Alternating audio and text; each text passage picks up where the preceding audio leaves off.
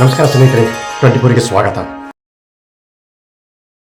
ನಮ್ಮೂರಿಗೆ ಆ ರಾಜಪ್ಪ ಮೇಷ್ಟ್ರು ಬರದೇ ಹೋಗಿದ್ರೆ ನಾನು ಲಾಯರು ಆಯ್ತಿರ್ಲಿಲ್ಲ, ಮತ್ತೆ MLA ಆಯ್ತಿರ್ಲಿಲ್ಲ, ಮುಖ್ಯಮಂತ್ರಿನೂ ಆಗಕ್ಕೆ ಸಾಧ್ಯನೇ ಇರ್ತಿರ್ಲಿಲ್ಲ.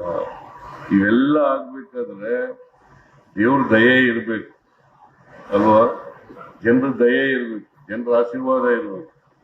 ಹಾಗಾಗಿ ನಾನು ಇಷ್ಟು ದೂರ ಬಂದಿದ್ದೇನೆ.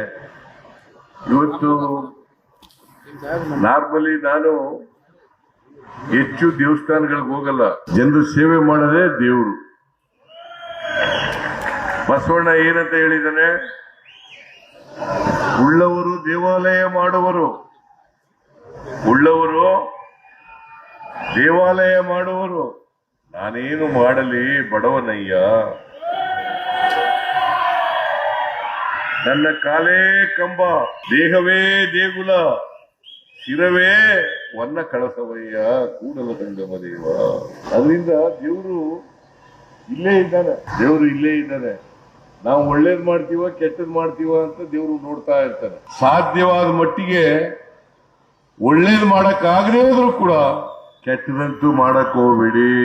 ಆಮೇಲೆ ಮನುಷ್ಯನನ್ನ ದ್ವೇಷ ಕೆಲಸ ಮಾಡಕ್ ಹೋಗ್ಬೇಡಿ, ಪ್ರೀತಿಸಿ, ದ್ವೇಷಿಸಬೇಡಿ, ಜಾತಿ ಮಾಡಬೇಡಿ. ನಾವೆಲ್ಲ ಮನುಷ್ಯರಲ್ವಾ, ನಾವೆಲ್ಲ ಮನುಷ್ಯರು.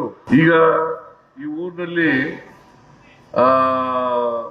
ಅಲ್ಲಾಪಟ್ಟಣದಲ್ಲಿ ಒಂದೇ ಜಾತಿಯವರು ಇದಾರ, ದಲಿತರಿದ್ದಾರೆ, ಹಿಂದುಳಿದವರು ಇದ್ದಾರೆ, ವ್ಯವಸಾಯ ಮಾಡ್ತಕ್ಕಂಥ ಜನ ಇದ್ದಾರೆ, ಒಕ್ಕಲಿಗರು ಇದ್ದಾರೆ, ಇವರೆಲ್ಲ ಜನ ಇದ್ದಾರೆ.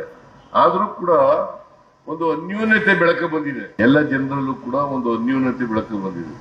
ದೇವರನ್ನ ಎಲ್ಲರೂ ಕೂಡ ಪೂಜೆ ಮಾಡ್ತಾರೆ, ಎಲ್ಲರೂ ಮೆರವಣಿಗೆ ಮಾಡ್ತಾರೆ. ಅದನ್ನ ಮಾಡ್ಬೇಕು. ದೇವ್ರು ಮಾಡಬೇಡಿ ಅಂತ ನಾನು ಹೇಳಕ್ ಹೋಗಲ್ಲ, ಆದ್ರೆ ಭಕ್ತಿಯಿಂದ ದೇವ್ರ ಪೂಜೆಯನ್ನ ಮಾಡಿ.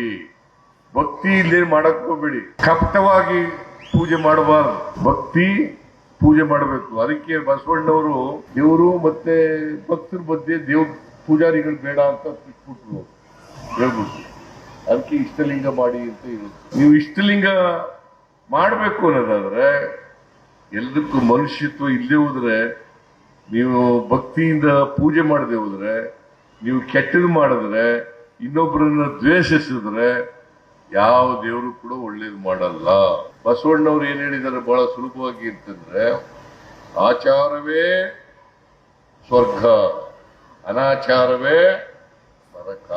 ಅದರಿಂದ ನಾವೆಲ್ಲ ಆಚಾರವಂತರಾಗಿ ಬಾಳ್ತಕ್ಕಂಥದನ್ನ ಮಾಡಬೇಕು. ಅದೇ ದೇವರಿಗೆ ನಾವು ಸಲ್ಲಿಸ್ತಕ್ಕಂಥ ಕೆಲಸ.